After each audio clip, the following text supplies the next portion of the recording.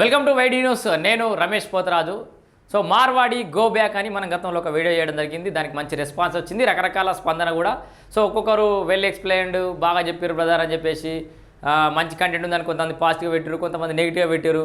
నువ్వు మార్వాడి అనుకుంటున్నావా, మార్వాడి వల్ల ఎంగిల్ మెతుకులకు దీన్ని ఆశపడుతున్నావా, ఇట్లా రకరకాల తెలంగాణ ద్రోహివా అని చెప్పేసి కూడా చాలామంది కామెంట్ పెట్టడం జరిగింది. సో ఇక్కడ ఈ విషయాన్ని పక్కకు పెడితే మార్వాడి గో బ్యాక్ అనేది మనకు చాతాక మార్వాడి గో బ్యాక్ అంటున్నామా అని చెప్పేసి నేను గతంలో వీడియో చేసిన. మరి అవునా కాదా మీరే చెప్పాలి. సో మార్వాడుల దందా స్టైల్ ఎట్లుంటుంది, తెలంగాణలో దందా స్టైల్ ఎట్లుంటుంది కూడా నేను ఆ వీడియోలో పూర్తిగా చెప్పిన. వీలైతే ఈ వీడియో కింద లింక్ పెడతా, ఆ వీడియో చూడుర్రి. మీకు దానికి కంటిన్యూషన్ వీడియో ఇది, ఎందుకంటే ఒకటే వీడియోలో అన్నీ చెప్పలేం కాబట్టి దాని నెక్స్ట్ కంటిన్యూషన్ వీడియోని చెప్తున్నా. సో మార్వాడుల దందా అట్లా ఉంటుంది, మన దందా ఇట్లా ఉంటుంది. ఇక్కడ చాలా కామెంట్లు వేసారు. వచ్చిన కామెంట్ల విషయాలు కొన్ని చెప్తా. వాళ్ళు జీఎస్టీ కట్టారని ఎగ్గొడతారని,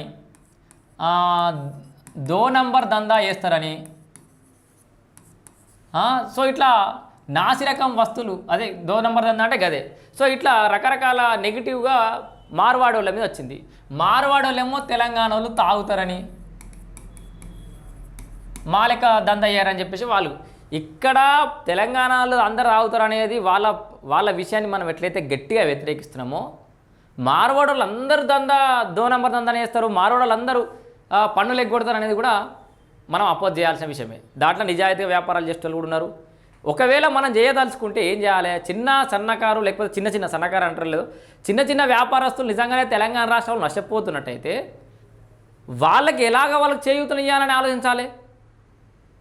మీరు ఇవాళ రోడ్ల మీద హైదరాబాద్లో మేధావులు మొత్తం రౌండ్ టేబుల్, ఆ టేబుల్ ఈ టేబుల్ అని ఏదో పొడుగు టేబుల్, గుండ్రోజు టేబుల్, ఏ టేబుల్ వేసుకున్న సమావేశాలు చెప్తారు కదా.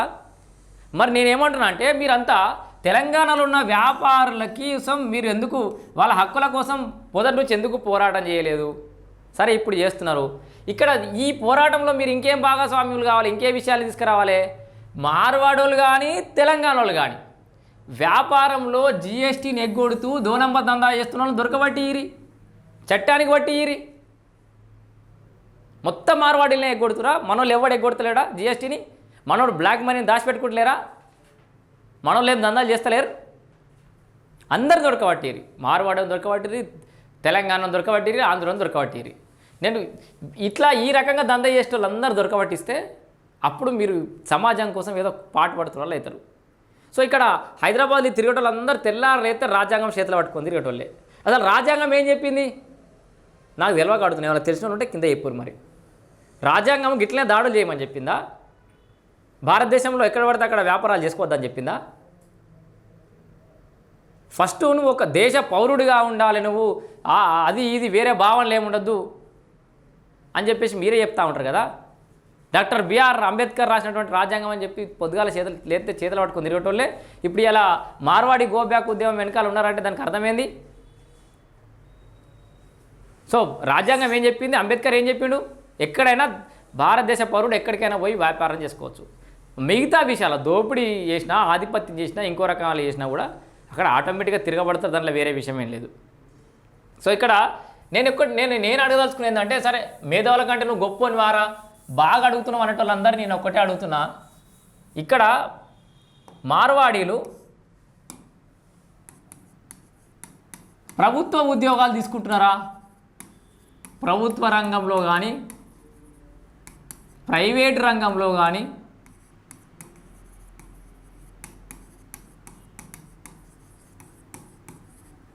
ఏ రకమైన ఉద్యోగాలలో వాళ్ళు మీకు కాంపిటీషన్ అవుతారు? ఒకవేళ అవుతున్నారు అనుకుందాం, సెటిల్ అయ్యారు, ఇక్కడనే వచ్చి సెటిల్ అయ్యారు, ఎన్నో ఏళ్ళ కింద వచ్చి సెటిల్ అయినోడు మనోడా కాదా? ఒకవేళ మార్వాడోడు ఎన్నో ఏళ్ళ కింద వచ్చి సెటిల్ అయినోడు మనోడు కానప్పుడు మనని పాలించేటోడు మనోడు ఎట్లయితాడు? మార్వాడి గో బ్యాక్ అన్నట్టు బీహారీ గో బ్యాక్ అంటే మనం ఏదైతే తెలంగాణ లొలి ఎత్తున్నామో ఆ ప్రత్యేక తెలంగాణ కోసం పాటుపడినటువంటి కేసీఆర్ గారే చాలా సందర్భాలు చెప్పాడు, మేము బీహార్ నుంచి వచ్చిన మా ఫోర్ ఫాదర్స్ అని. మరి కేసీఆర్ తెలంగాణ నుంచి వెళ్ళకూడదామా? బీహారీ గో బ్యాక్ అన్నారు ఒకసారి. వాళ్ళ సెటిలర్ ఫోర్ ఫాదర్స్ ఇక్కడ నుంచి వచ్చిర్రు, ఇక్కడ ఉన్న వాళ్ళని ఎలగొట్టాలని చెప్పారు ఒకసారి. మరి దమ్ముంటే మన రాష్ట్రాన్ని పాలించినటువంటి వ్యక్తి, మన రాష్ట్రాన్ని తేవడానికి ముఖ్య కారణమైన వ్యక్తి కూడా మన రాష్ట్రపోడు కాదు. అయిపోయిందా? డిస్కషన్ ఇక్కడ క్లోజ్ అయిపోయినట్టేనా? ఇక్కడ అంతేందుకు అసలు మన రాష్ట్రానికి సంబంధం లేని ఎంతోమంది మన రాష్ట్రాన్ని పాలిస్తూ ఉంటారు. ఇక్కడికి అక్కడ మనల్ని పాలించినటువంటి బ్రిటిష్ రాజ్యంలో కూడా మనోడు ప్రెసిడెంట్ అయ్యిండు. అయితేలేడా? ప్రపంచం ఎంత చిన్నగా అయిపోయింది. కమాండింగ్ లేడు, సర్వీస్ మోడ్లో లేరు. ఇక్కడ అదేదో చేస్తారు మనోళ్ళు, విదేశాల్లో బతకనికి వేరు, దానికి దీనికి లింక్ పెడుతురు వీళ్ళు, మానసిక వికలాంగులు అనేటోళ్ళంతా. ఇక్కడ వాళ్ళు వచ్చి ఒక సొంత ప్లాట్ఫామ్ క్రియేట్ చేసుకొని వ్యాపారం చేస్తున్నారు తప్పితే నీ ఉద్యోగాలను గుంజుకోలేదు, నీ అవకాశాలను గుంజుకోలేదు. గుంజుకున్నారా? లేదు. నువ్వు అవకాశం కల్పి నువ్వు మనోళ్ళకే నువ్వెందుకు కల్పిస్తలేవు? నువ్వు బీహారోని యూపీని దొలకసుకుంటలేవా? వాళ్ళని పనులు పెట్టుకుంటలేవా? ఈ సింపుల్ కామెంట్లు పెట్టడానికి బావి కాడ 4 బర్రెలు ఉంటాయి. ఆ బర్రెల పాలు వినేటోడు బీహారోడో యూపీడో ఉంటాడు. ఉండడా? గోబ్యాక్ ఆర్డర్ ఒకసారి ఎవరి రాష్ట్రానికి వాళ్ళు పోవడంటే. ఇప్పుడు ఈ హైదరాబాద్లో గిట్లా టేబుల్ సమావేశం పెట్టుకున్న ఏ ఒక్కరు కూడా హైదరాబాద్లో కాదు. మరి నేను గట్టిగా మాట్లాడాలంటే ఎక్కడెక్కడికెళ్ళో వచ్చిన వాళ్ళు. ఒక్కసారి మార్వాడి గోబ్యాక్ అనే ముందట మీరు ఒక్కసారి జస్ట్ గోబ్యాక్ మీ నాయనని అడుగురి, మీ తాత బతుకుంటే తాతను అడుగురు ఎక్కడి నుంచి వచ్చినాం మనం అని. వాళ్ళ తాతలు ఎక్కడి నుంచి వచ్చారో ఒక్కసారి కనుక్కోరి. రూట్స్లో పోతే ఇవ్వడం ఎక్కడికి వెళ్ళి వచ్చినామో ఎవరిని తెలియదు. ఈ భూమి మీద బతుకుతున్నాం అందరం.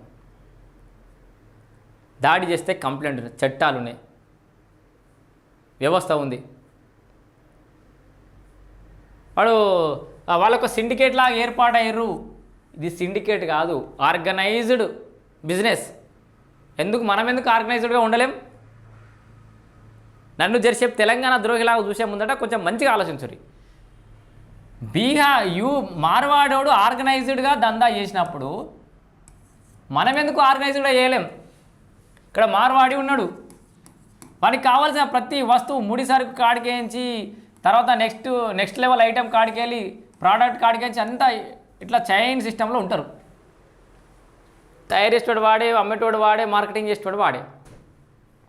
వాని దగ్గర ఉన్నంత సఖ్యత, వాని దగ్గర ఉన్నంత ప్లానింగు, వాని దగ్గర ఉన్నంత డెడికేషను, వాని దగ్గర ఉన్న ఈ ఆర్గనైజ్డ్ బిజినెస్ ఏదైతే ఉందో మనం చేయలేమా? మనం చెయ్యం. మనము అన్నదమ్ములమే తన్నుకుంటాం. బిజినెస్ ఉంటే ముక్కలు చేస్తాము. మనం అన్నదమ్ములమే జానే బెత్తడు జా గురించి తన్నుకుంటాము. ఎవడైనది అనుకుంటాడు ప్రపంచంలో. సో ఇక్కడ నేనేమంటున్నా అంటే, ఇక్కడ తెలంగాణ తక్కువ వయసులో తెలంగాణ హక్కులను కాలు రాసుడో కాదు. అందరం ఒక్కసారి జస్ట్ గో బ్యాక్ అనురి. ఈ రాజ్యాంగాన్ని చేతిలో పట్టుకొని తిరిగేటోళ్ళు ఇక్కడ నిజంగా గంత ఆధిపత్యం కొనసాగుతోంది, మనల్ని బతకనియట్లేరు అంటే ఏ రకమైన ఆధిపత్యం కొనసాగుతుందో చెప్పాలి. ఏం దోసుకపోతున్నారని.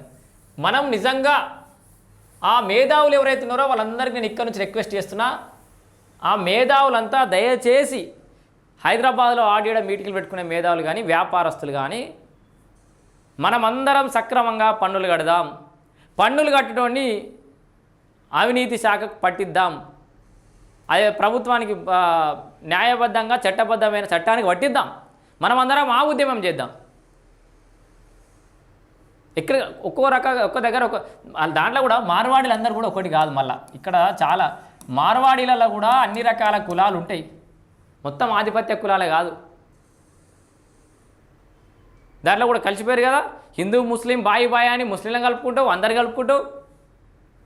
వాడు ఎవడో వేరే విదేశాలకు వచ్చి మాదక ద్రవ్యాలు తీసుకొచ్చి గంజాయి స్మగ్లింగ్ చేసి ఇంకేదో రకరకాల అసాంఘిక కార్యకలాపాలకు, దేశ విద్రోహ శక్తులకు సాయం అందించినోడు మన దేశంలో ఉండొచ్చు, మన రాష్ట్రంలో ఉండొచ్చు, మన హైదరాబాద్ నగరంలో ఉండొచ్చు. వాళ్ళ మీద పోరాటం చేయరు. ఈ గుండ్రోజు టేబుల్ సమావేశం పెట్టుకున్న వాళ్ళు పాత బస్తీలో పెట్టుకోవాలని నా కోరిక. పాత బస్తీలో రౌండ్ టేబుల్ సమావేశం పెట్టుకొని అక్కడ టెర్రరిస్టులకు దాని ఏమంటారు షెల్టర్ అందిస్తున్న వాళ్ళ మీద కూడా పోరాటం చేయాలి. దాంతోపాటు ఇక్కడ చాలామంది అంటారు వీళ్ళంతా ఇట్లా మాట్లాడే వాళ్ళంతా బీజేపీ వాళ్ళని. బీజేపీ కాదు బిడ్డ, తెలంగాణ ఫస్ట్ తెలంగాణ పౌరుణ్ణి. ఇక్కడ ఫస్ట్ ముచ్చట చెప్తా. ఇంకొక భయంకరం అసలు విషయం చెప్పడం మర్చిపోయినా. మనము ఫస్ట్ తెలంగాణ తెచ్చుకున్నది నీళ్లు, నిధులు, నియామకాలని ఆంధ్రుల మీద కొట్లాడుతోటి తెచ్చుకున్నాం. ఆంధ్ర తెలంగాణ విడిపోయినాం అనుకుందాం. చెప్పు అట్లా అయింది కదా. మరి ఇంకా ఆంధ్ర ఆధిపత్యం లేదనుకుంటుర్రా? ఇట్లా కొట్లాటోళ్ళందరికీ ఇంకొకటి, పాత బస్తీ ఒకటి మీకు అప్పచెప్తున్న పని చూడుర్రి. పాత బస్తీలు ఒకటి, 2 మార్వాడీలకు నిలబడడం మీతోటి మార్వాడి గోబాక్ ఉద్యమంలో నేను కూడా జాయిన్ అవుతా. ఇట్లా చేద్దామంటే నెక్స్ట్ ఫార్మా కంపెనీలల్లో హైదరాబాద్లో ఉన్న పెద్ద పెద్ద ఫార్మా కంపెనీలలో స్టిల్ ఆంధ్ర వాళ్ళ డామినేషన్ అనేది కొనసాగుతుంది. మరి అంత పెద్ద కంపెనీలలో అక్కడ మేనేజింగ్ డైరెక్టర్ దగ్గర నుంచి కింద సూపర్వైజర్ వరకు ఆంధ్ర వాళ్ళే ఉన్నారు. కింద స్లీపర్లు చిన్న చిన్న ప్యాకింగు లేబరు గిట్లాంటివి మాత్రమే తెలంగాణలో ఉన్నారు. ఇంకా వేరే వాడు మనోడు ఎవడన్నా జాయిన్ అయితే వాడు నెక్స్ట్ లెవెల్కి పోనీయరు, వాడిని బాగా టార్చర్ పెడుతురు. ఇట్లా ఆంధ్ర ఇప్పుడు ఫార్మాకి దాన్ని ఏమంటారు, అదొక రకమైన ఇది అడ్డా అయిపోయింది కదా తెలంగాణ ఫార్మాకి, ఫార్మా రంగానికి. మరి అట్లాంటి ఫార్మా రంగంలో ఆంధ్రప్రదేశ్ వ్యాపారస్తుల హవా ఇంకా కొనసాగుతోంది, డామినేషన్ కొనసాగుతోంది. దాంట్లో ఉద్యోగులు మన వాళ్ళు కింది స్థాయి ఉద్యోగులు ఇంకా కూడా ఒత్తిడికి గురవుతున్నారు, బాధపడుతూ ఉన్నారు. మరి వాళ్ళని నిలబడదామా వద్దా? ప్రత్యక్షంగా ఒత్తిడికి గురి చేస్తూ, ప్రత్యక్షంగా మానసిక వేదనకు గురి చేస్తూ, ప్రత్యక్షంగా ఉద్యోగులను ఇబ్బంది పెడుతూ, ప్రత్యక్షంగా మనకు ఉద్యోగ అవకాశాలు లేకుండా చేస్తున్న ఆంధ్ర కంపెనీల మీద పోరాటం ఏమైంది?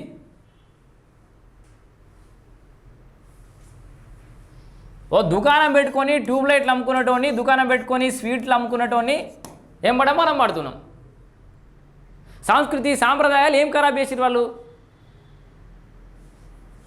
ఇక్కడ మనం ఒకటి గుర్తు చేసుకోవాలి, ఏ సాంప్రదాయం కానీ ఏ అలవాట్లు కానీ ఒక కమ్యూనిటీకి ఒక మనిషి నుంచి ఒక మనిషికి ట్రాన్స్ఫర్ అవుతూనే ఉంటాయి కామన్. ప్రపంచం అంతా ఒక కుగ్రామం అయిపోయింది ఇవాళ రేపు. మనం బోనాల పండుగలు బతుకమ్మ పండుగలు అమెరికాలో చేస్తున్నాం. అమెరికాలో చేసే లవర్స్ డే, ఫాదర్స్ డే, ఇంకేదో అడ్డమైన డేలని మనం చేస్తలేం అని చేస్తున్నాం కదా. అక్కడ కల్చర్ ఇక్కడికి, ఇక్కడ కల్చర్ అక్కడికి. మనిషికి ప్లెజర్ కల్పించే ఏ అంశాన్నైనా ప్రతి మనిషి యాక్సెప్ట్ చేస్తుంది ఇవాళ ప్రపంచంలో ఎక్కడ ఏది జరిగినా కూడా. చైనాతో పోటీ పడాలి, చైనా దగ్గర టెక్నాలజీ రావాలి, రాజ్యాంగం హక్కులు కాపాడాలి అని చెప్పి వీళ్ళంతా ఎందుకు మరి విదేశీ ఆచారాలు, విదేశీ టెక్నాలజీ ఎందుకు తీసుకుంటున్నాం మనం మరి? కానీ పక్క రాష్ట్రంలోని మనం ఎందుకు యాక్సెప్ట్ చేయలేకపోతున్నాం? ఇలా వాళ్ళ మార్వాడి వ్యాపారస్తుల కాంట్రిబ్యూషన్ ఎంత తెలంగాణకి తీయరి లెక్కలతోటి మాట్లాడాలి. ఏదైనా ఉంటే ఏది మొండిగా ప్రతిదీ ఒకటే వేసామంటే ఎట్లా? మార్వాడీలకు సంబంధించి జిఎస్టీ కట్టని వాళ్ళు ఎవరైనా ఉంటే సరే, తెలంగాణ రాష్ట్రం మనం అందరం పర్ఫెక్ట్గా జిఎస్టీలు కడుతున్నాం అనుకుందాం. ఇక చెప్పిగా నేను ఆ జోలికి పోను. మార్వాడీలు ఎవరెవరు కడతలేరు అంతెందుకు, మనవే కదా. ఇంకెవరు మీద మాట్లాడుతుంటే ఇన్నా, ముంబైలో ఏదో తయారవుతుంది, ముంబైలో డిజైన్ తయారవుతుంది, దానికి 1000 రూపాయలు ఉంటుంది. అంటే 1000 రూపాయలు అని చెప్పలేదు, అట్లా బాగా కాస్ట్ ఉంటుంది. ఆ డిజైన్ చెన్నైకి పోయి ఏనో తయారవుతుంది, ఇంకేనో తయారవుతుంది. తర్వాత బీహార్, యూపీ, గుజరాత్, సూరత్ ఎక్కడికి పోయి సేమ్ కంపెనీ సేమ్ బ్రాండ్ కొంచెం డిఫరెంట్గా అట్లే కనబడుతుంది చూడడానికి. దాని 100 రూపాయలు కూడా వీడు అమ్ముతుండు అని అంటే నేను పేదోడిని. ఎస్, నేను పేదోడిని. ఈ 1000 రూపాయల లెక్క కనబడేది నా ఓనర్ కొడుకు వేసుకునేది, నా కొడుకు 100 రూపాయల కొనుకొచ్చి వేయాలనే చిన్న సంతోషం వెతుక్కుంటున్నా నేను. నాకు ఇది కూడా అవసరమే. సికింద్రాబాద్ రైల్వే స్టేషన్ గల్లీలో చిన్న బ్యాగులు, బట్టలు, సగ్వాలు మనం కొంటలేం. వాళ్ళలాగా బతకలేకపోయినా, వాళ్ళంతా సంపాదించకపోయినా ఉన్న దాంట్లో సంతృప్తి ఎందుతలేం. తప్పేముందల్లా? మీరంటున్న 2 నంబర్ మాలో లేకపోతే చీపు ఏదైతే ఉందో, అందరు మీ లెక్క పెద్ద పైసలు వాళ్ళు ఉండరుగా సారు. ఆ చీప్ ఐటమ్స్ కూడా కొందాం అనుకుంటారు చాలామంది. నేను కూడా ఇప్పటికీ బట్టల షాప్కి పోయినా, ఫోన్ షాప్కి పోయినా, ఇంకోటి ఏది కొనడానికి పోయినా జర మీడియం రేంజ్ ఉందా అని అడుగుతా. కనబడు హై క్లాస్ దాని లెక్కనే కనబడాలి, మరీ చీప్ వద్దు కానీ, జర హై క్లాస్ అంత పైసలు వద్దు కానీ జర మీడియం ఏమైనా ఉంటే చూడంట. ఇప్పుడు ఈ సమావేశం పెట్టుకుని అందరు 2 నంబర్ మాల్ ఎప్పుడు కొనలే, రిచ్ అయినా మరి మీరంతా. సో ఇక్కడ క్లియర్గా ఇది ఎంత కాంట్రవర్సీకి దారి తీస్తుందో మనకు తెలియదు కానీ సో ఏది ఏమైనా ఇది ఒక చర్చ జరగాలి. నేను ఇప్పుడు మొత్తం మార్వాడిని ఎన్నికేసేయడం రావడం కాదు, తెలంగాణలను కించపరచడం కాదు, దీని గురించి ఒక చర్చ జరగాలి, అర్థవంతమైన చర్చ జరగాలి. నిజంగా నాసిరకం ఇది చేస్తుర్రు, నాసిరకం వేరు, డూప్లికేట్ అంటే దాని మీన్ ఇమిటేషన్ వేరు, మరీ నాసిరకం తెస్తుర్రు, ఎక్కువ డబ్బులు తీసుకుంటారు, దోపిడీ చేస్తారు. వాడు 100 రూపాయల ఐటెం తయారు చేసి 100 రూపాయలకు అమ్ముతున్నా తప్పలేదు, 100ని 1000 రూపాయలకు అమ్ముతలేడు కదా, వాడు 1000 రూపాయలకు అమ్మితే అప్పుడు మోసం అవుతుంది. పేదోడు కొనలేడు కాబట్టి మోసపోయాడు కాబట్టి 1000 రూపాయలు దాన్ని 100 రూపాయల లాగా తయారు చేసి దాన్ని 100కే అమ్ముతుండు. ఆ స్థాయిలో ఉన్నట్టు కొనుక్కుంటుండు. What's wrong in that? So ఇక్కడ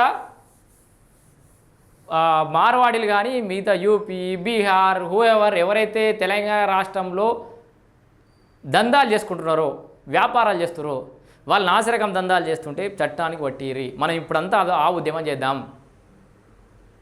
జిఎస్టీలు కాదు ఎగ్గొడుతుర్రో వాళ్ళని దొరకబట్టిద్దాం. మన దాంట్లో కూడా అట్లాంటి వాళ్ళు ఉంటే దొరకబట్టిద్దాం. గో బ్యాక్ మార్వాడి కాకుండా go back to ethics, go back to statistics అన్నట్టుగా మన వెనుకకు పోయి ఆ లెక్కలు ఇద్దాం. ఆంధ్ర వాళ్ళ డామినేషన్ ఇంకా కొనసాగుతుందట ప్రైవేట్ ఫార్మా కంపెనీలలో, మరి వాళ్ళని కూడా వెళ్ళకూడదాం. అదేమన్నా చర్చకు వచ్చేది ఉంటే చర్చ తీసుకురండి.